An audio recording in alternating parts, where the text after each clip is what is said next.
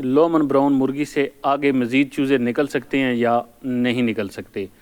अस्सलाम वालेकुम जी, मैं हूं गुलाम मुस्तफ़ा तलब और आप मेरा यूट्यूब चैनल देख रहे हैं। आज ही बड़ा अहम टॉपिक जो है वो हम डिस्कस करने लगे हैं लोमन ब्राउन मुर्गियों के हवाले से। जैसा कि आपको पता है कि टॉप ब्रीड है इस वक्त all over the world, more than 100 countries में इस वक्त इसकी फार्मिंग हो रही है और कामयाबी से हो रही है। प्रोडक्शन के लिहाज से, एग की क्वालिटी के लिहाज से, एग शेल की मजबूती के लिहाज से, एग में मल्टी विटामिन्स के लिहाज से, हर लिहाज से, प्रोटीन के लिहाज से, खुराक खाने के लिहाज से, हर लिहाज से ये मुर्गी अपने हम असर तमाम अक़साम की मुर्गियों से आगे है। इस वक्त नंबर 1 पे ये जा रही है और पाकिस्तान में भी इसकी जो है वो इस वक्त फार्मिंग हो रही है all over the Pakistan.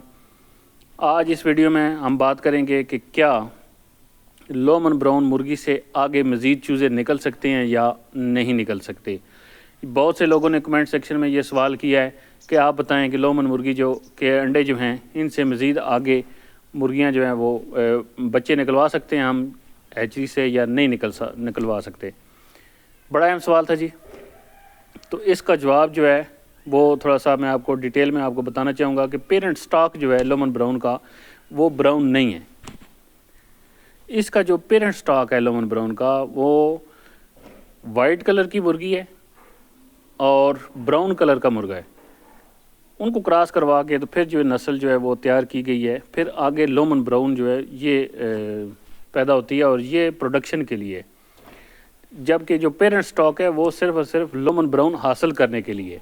Pakistan में जो शख्स लोमन ब्राउन को all over the Pakistan deliver कर रहा है वो तो एक दिन का चूज़ा देते हैं। होता यूँ है कि वो एक दिन का चूज़ा जो है सम टाइम ऐसा होता है कि जब कोई फार्मर लेके आता है तो उसमें से चंद दाने, 1000 का अगर फ्लॉक लेके आता है तो 5-10 ऐसे मुर्गे निकल आते हैं। वो फिर ये होता है कि उन मुर्गों से फिर आगे कोशिश की जाती है कि क्रॉस करवा के एक नई नस्ल जो है लोमन ब्राउन की आगे चलाई जा सके, जबकि ऐसा नहीं होता। नेचुरली जो लोमन ब्राउन मुर्गी के साथ जो मुर्गे आते हैं या निकलते हैं फ्लॉक के अंदर, वो कैपेबल नहीं होती अपनी नस्ल आगे बढ़ाने के लिए, उनमें ये एबिलिटी नहीं होती और इस वजह से वो नस्ल आगे बढ़ ही नहीं सकती।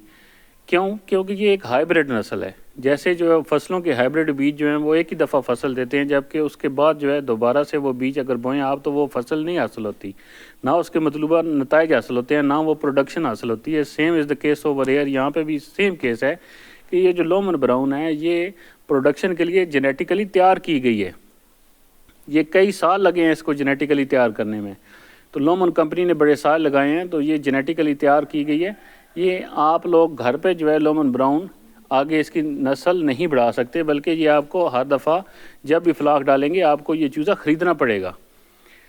और इस वक्त पाकिस्तान में इस वीडियो में ये भी बताता चलूँ कि पाकिस्तान में वो शख्स जिसके पास इसका लाइसेंस है वो ऑर्गेनिक वैली फार्म है और नबील साहब हैं, वो ऑल ओवर द पाकिस्तान जो है वो लोमन ब्राउन इस वक्त जो है वो मुहैया कर रहे हैं और उनके पास ये लाइसेंस जो है वो 2026 तक है, लोमन कंपनी ने दिया हुआ है। पाकिस्तान में उनके अलावा 2026 तक कोई दूसरा शख्स जो है वो लोमन बेच नहीं सकता, ना इसका आगे नस्ल चला सकता है, ना मुहैया कर सकता है। इसलिए फ़्रॉड से आपने बचना है।